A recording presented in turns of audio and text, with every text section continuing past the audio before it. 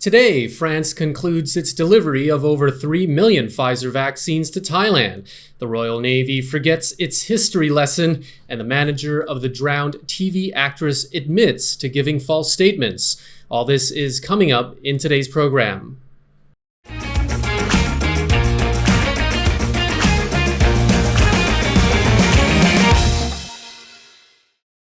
You're watching Thailand News Today, bringing you the latest top stories in Thailand and beyond.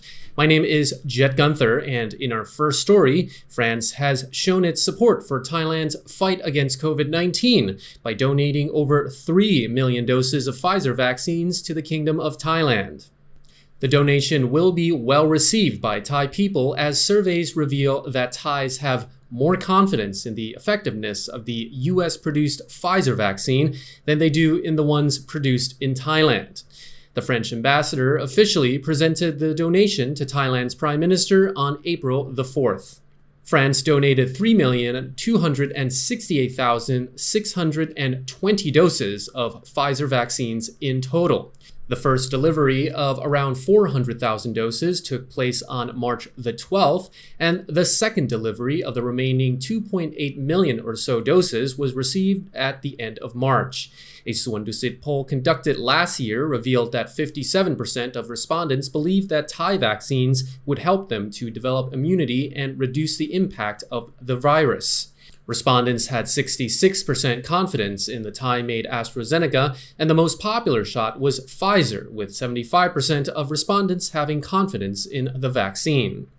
Relations between France and Thailand are especially amicable since Thai foreign ministers signed the Roadmap for Thai-French Relations in Paris back in February to enhance bilateral relations and strategic partnership between the two countries. The Ministry of Public Health plans to use blood testers to measure the alcohol level of drivers during the 7 dangerous days of Songkran. Authorities say the blood test would be used in addition to the standard Breathalyser test. If anyone refuses to get tested, officers will assume them to be drunk. The crowded roads during the annual Songkran festival causes many traffic accidents, especially during the 7 days from April the 11th to 17th, which are considered some of the most dangerous days to drive on the road in Thailand. On Monday, Deputy Minister of the Ministry of Public Health, Sathit Pitutesha, told Thai media that the authorities are considering using an alcohol blood tester at some traffic checkpoints during the Thai New Year, which begins next week.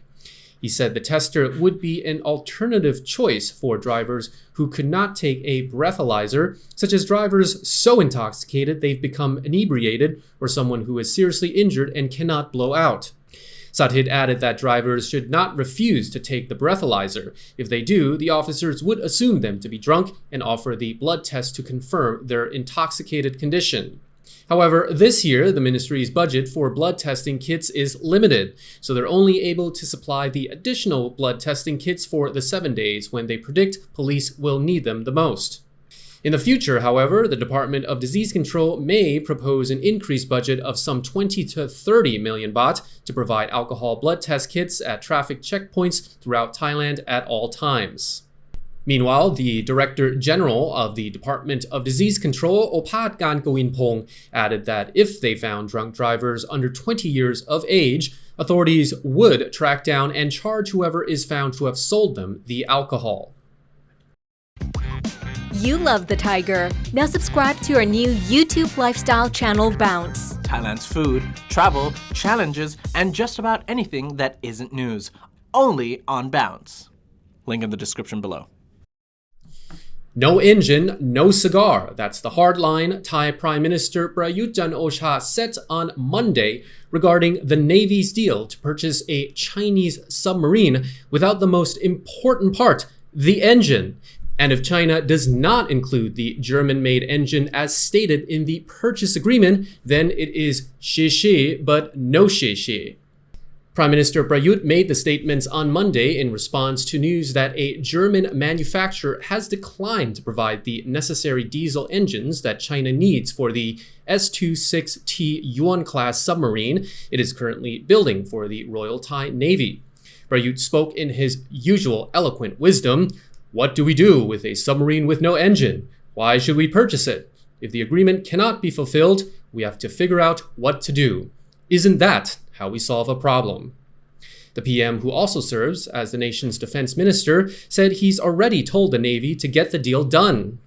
But if China won't budge, then they'll throw the deal out the window. The deal's original terms stipulate that Germany's MTU was to supply the sub's engine, but the company was prevented from selling the item because of Germany's embargo on military equipment, which it instituted in the wake of World War II. Apparently, the Thai Navy skipped military history class and was caught off guard. This month, the Navy is set to hold talks with China Shipbuilding and Offshore International Company. The company has reportedly requested to modify the contract to replace the German engines with ones made in China. For example, the MWM 620, which is supposedly of the same standard. But the Thai Navy is not buying what appears to be a bait and switch to China's financial advantage. The long-awaited truth is finally coming out in the case of Tangmo after her manager confessed to giving false statements on the boat that fateful night the Thai actress drowned in the Chao Phraya River in February. Police are also searching for another man who was not on the boat that night, but who is suspected to have coached the 5 boating buddies on how to weave their web of lies so as to mislead police and save their own skins. On Monday, Itsarin Jutha Suksawat, who goes by the nickname Gatik, confirmed to reporters that she had confessed to police but did not go into detail about it. The longtime manager was a close friend of Tangmo, who had even adopted her young daughter.